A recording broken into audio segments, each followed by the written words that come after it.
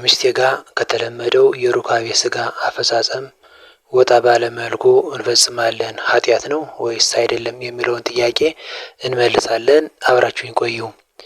ቅዱስ ጳውሎስ በዕብራውያን መልእክቱ እንደተናገረው ጋብቻ ክቡር መኝታውም ንጹሕ ነው ብሏል። ዕብራውያን ምዕራፍ 13 ቁጥር 4። የመጀመሪያው የጋብቻ ሕይወት በገነት እንደተጀመረ ዛሬም በቅድስት ቤተ ክርስቲያን ይፈጸማል። በቅድስት ቤተ ክርስቲያን ስርዓትና ሕግ ይመራል። ጋብቻ ብዙ ምስጢራትንና ምሳሌዎችን የያዘ ሲሆን የክርስቶስና የቅድስት ቤተ ክርስቲያን አንድነት ምሳሌ እንዲሁም የቃልና የሥጋ ተዋህዶ ምሳሌ ነው። ክርስቶስ የቅድስት ቤተ ክርስቲያን ራስ እንደሆነ ሁሉ ባልም የሚስት ራስ ነው።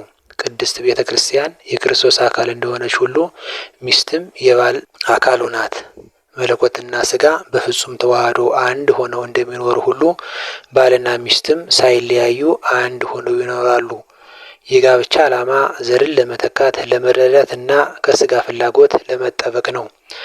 ባለትዳሮች ከተለመደው ወጣ ባለ መልኩ ግብረ ሥጋ ግንኙነት ቢፈጽሙ ኃጢአት ይሆንባቸዋል? ይፈቀዳል ወይስ አይፈቀድ የሚለውን በዝርዝር እናየዋለን። በድጋሚ አብራችሁ ይቆዩ። የሥጋ ፍላጎትን ለማስታገስ እንዲሁም መተሳሰብና መተሳሰብ እንዲኖር ባለትዳሮች ቅዱስ የሆነ ሩካቤ ይፈጽማሉ። አትከላከሉ በተባለው መሰረት መከላከል በሌለበት መልኩ በመነጋገርና በመግባባት ይፈጸማል። አትከላከሉ ስለተባለ ግን ባልና ሚስት ከስርዓት የመውጣት መብት አላቸው ማለት አይደለም።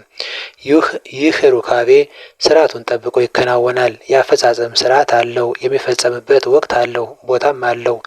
እንደ እንስሳት በቁም እንደ እንስሳት በአደባባይ እንደ እንስሳት ካለ ቦታው አይደረግም። ቅዱሳንን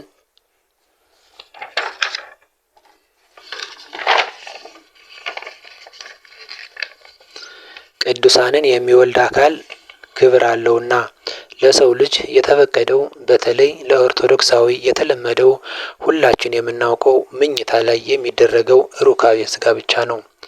ከዚህ ውጭ ኦርቶዶክሳዊ የባልና የሚስት ግንኙነት የለም።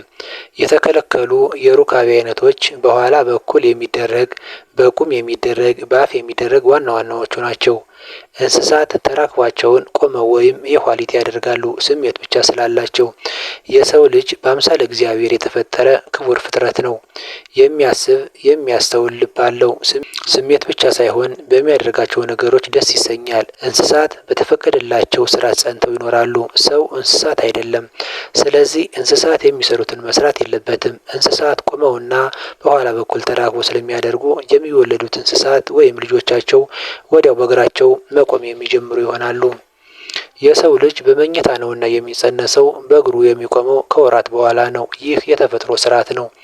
ተፈጥሮን ተቀብለንና አክብረን የምንይዘው እንጂ የምንቃወመው አይደለም። ከስርዓት ውጭ በተደረገ ሩካቤ የሚወለዱ ልጆች መልካም ልጆች አይሆኑልንም፣ አይባረኩልንም።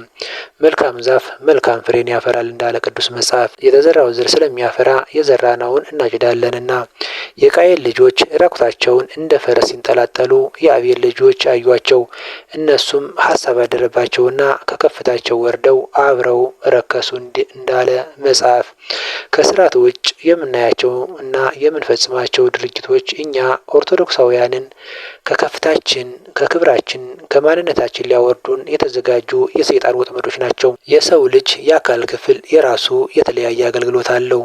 ያለ ተግባሩ ሊውል አይችልም። ጆሮ ሕያውና ዘላለማዊ ቃሉን ለመስማት ነው። አፍ ለመዘመርና ቅዱስ ሥጋውን ክቡር ደሙን ለመቀበል ነው።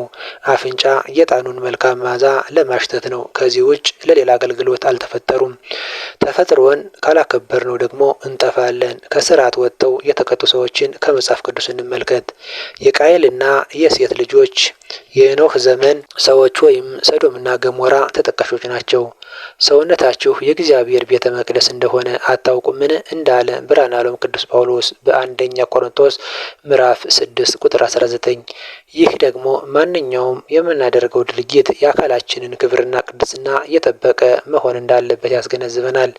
ከተለመደ ወጣ ባለ መልኩ ሲባል የሚታዩ መመዘኛዎችን እንመልከት። በክርስትና አስተምሮ በትዳር ውስጥ የሚደረግ ማንኛውም ድርጊት በሶስት መመዘኛዎች መለካት አለበት። የመጀመሪያው የጋራ ስምምነት ነው።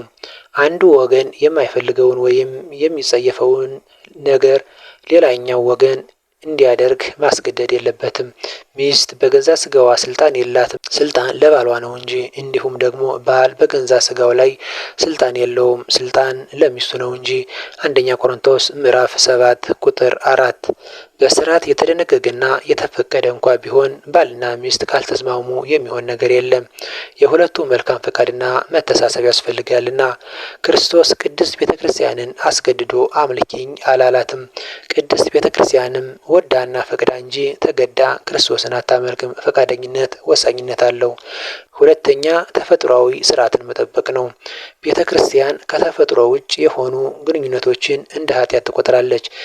ቅዱስ ጳውሎስ በሮሜ መልእክቱ ምዕራፍ 1 ከቁጥር 26-27 ላይ ለባህሪያቸው የሚገባውን ስራ ለባህሪያቸው በማይገባው ለወጡ በማለት ተፈጥሯዊ ያልሆኑ ድርጊቶችን ይወቅሳል። ስለዚህ አፈጻጸሙ አካልን የሚያቆሽሽ ወይም የተፈጥሮን ስርዓት የጣሰ መሆን የለበትም። ሶስተኛው ክብርና ራስን መግዛት ነው። የጾታ ግንኙነት ዓላማው ፍቅርን ለመግለጽና ዘርን ለመተካት ነው። ድርጊቱ ክርስቲያናዊ ጨዋነትን እየጠበቀ እንጂ እንደ እንስሳት ያለ አእምሮ የሚመራ ፍትወትን ብቻ ማዕከል ያደረገ መሆን የለበትም። ኃጢአት የሚሆነው መቼ ነው የሚለውን እንይ። ኃጢአት የሚሆነው መቼ ነው? የሚከተሉት ሁኔታዎች ካሉ ድርጊቱ ኃጢአት ሊሆን ይችላል። ኃጢአት የሚሆነው መቼ ነው የሚለውን በምናይበት ጊዜ የሚከተሉትን ሁኔታዎች ካሉ ድርጊቱ ወይም ተራክቦ ኃጢአት ሊሆን ይችላል። አንደኛ የተፈጥሮን ስርዓት የሳተ ከሆነ፣ እግዚአብሔር አካልን ለፈጠረለት ዓላማ ውጭ የምንጠቀም ከሆነ ኃጢአትን ቁጣትን ያመጣል። ሁለተኛ ክብርን የሚያዋርድ ከሆነ፣ አንዱ ወገን እንደ ዕቃ ወይም እንደ ባሪያ የሚቆጠርበት አፈጻጸም ከሆነ የአንዱን ክብር አልጠበቅንምና ኃጢአት ይሆናል። ሶስተኛ ብልግናን መሰረት ያደረገ ከሆነ፣ በፊልሞች የሚታዩና ተፈጥሯዊ ያልሆኑ ድርጊቶችን ወደ ትዳር ማምጣት የትዳሩን ቅድስና ያጠፋል። በትዳር ውስጥ ያለው ግንኙነት ፍቅርን፣ መከባበርንና ተፈጥሯዊ ስርዓትን የተከተለ እስከሆነ ድረስ ኃጢአት አይደለም።